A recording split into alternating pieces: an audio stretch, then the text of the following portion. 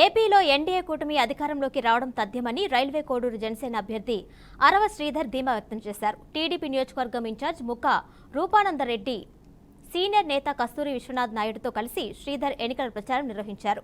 చిట్వేల్ సమీపంలోని రాచకుంట నుంచి ఎన్నికల ప్రచారం ప్రారంభించిన జనసేన అభ్యర్థి శ్రీధర్తో మా ప్రతినిధి Surendra face to face.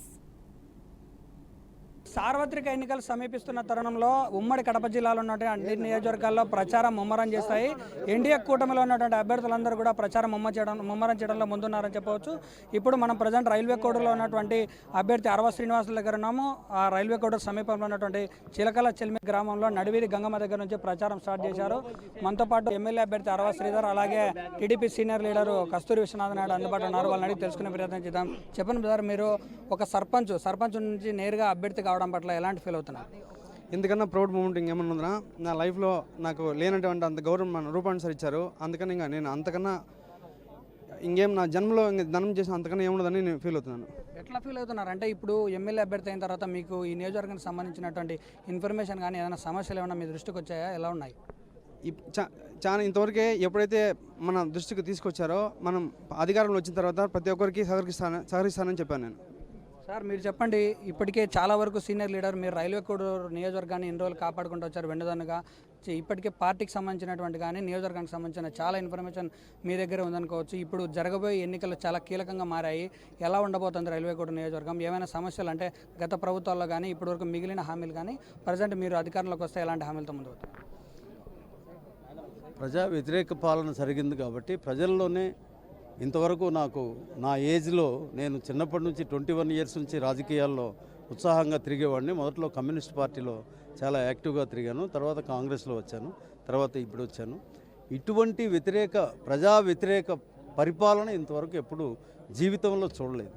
100కి 100% Chandrababu Naidu అభివృద్ధి అంటే ఏంటో మీకు అందరికీ తెలిసిందే, ప్రత్యేకంగా మేము చెప్పనవసరం లేదు. మొన్న అక్రమంగా అరెస్ట్ చేస్తే కూడా ఈ దేశంలో కాకుండా ప్రపంచవ్యాప్తంగా ఆయనకి ఎలాంటి స్పందన వచ్చిందో కూడా మీరు చూశారు. కాబట్టి ఆయన అధికారానికి వచ్చిన తర్వాత మీరు ఊహించినట్టు ఇక్కడ ప్రజలకు ఏం అవసరం ఉందో, రైతులకి ఏం అవసరం ఉందో, ఇక్కడ సామాన్య ప్రజలకు ఏం అవసరం ఉందో తప్పకుండా ఆయన ఇంటెలిజెన్సీ ద్వారా తెప్పించుకొని త్రూ అరవ శ్రీధర్ ఎట్లా గెలుస్తాడో అరవ శ్రీధర్ ద్వారా అభివృద్ధి చేస్తాడని మేము అనుకుంటున్నాం.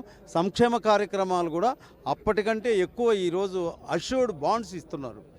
అది ఇప్పుడున్నటువంటి నాయకత్వం పైన ఉన్నటువంటి బీజేపీ కానీ ఇంకొక విధంగా అప్పులు చేసి బటన్ నొక్కారు. కానీ చంద్రబాబు నాయుడు అప్పులు చేయడు, సంపద సృష్టించి మీరు ఒక రాజధాని సంపదే సరిపోతుంది ఈ రాష్ట్రం ఎంతైనా అభివృద్ధి అయ్యేదానికి. ఆయన ప్లాన్ ప్రకారం ఆ 5 సంవత్సరాల అవకాశం తెలుగుదేశానికి ఇచ్చుంటే ఈరోజు దేశంలో నెంబర్ 1గా తీర్చిదిద్దుండేవాడు.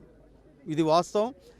తప్పకుండా ఆయన సీనియర్ మ్యాన్, ఎకనమిస్టు, ఆయనకు అన్నీ తెలుసు.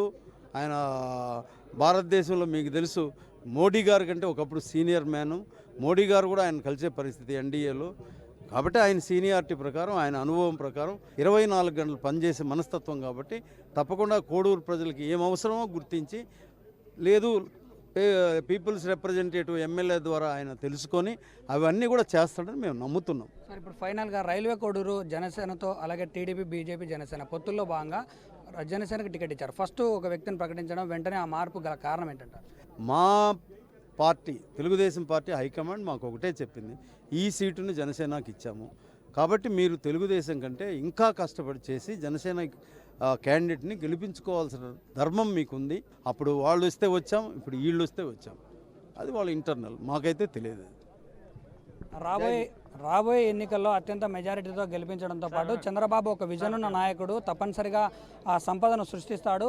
తద్వారానే రైల్వే కోడూరు నియోజకవర్గంలో జరగబోయే ఎన్నికల ద్వారా ఒక సంకేతాన్ని అయితే అధిష్టానానికి పంపబోతున్నాము. అందరం కలిసే అభ్యర్థిని గెలిపించుకోబోతామని చెప్పి ఇటు సీనియర్ లీడర్ చెప్తా ఉన్నాడు. అభ్యర్థి కూడా మనతో పాటు చెప్తున్నటువంటి మాట ఏంటంటే తప్పనిసరిగా ఈ అవకాశాన్ని వినియోగించుకొని రైల్వే కోడూరు ప్రజలకు నేను సేవ చేయడానికి సిద్ధంగా ఉన్నానని చెప్తున్నటువంటి పరిస్థితి. వీడియో జర్నలిస్ట్ శ్రీనివాసులతో సురేంద్ర యాదవ్, బీఆర్కే న్యూస్, రైల్వే కోడూరు నుంచి.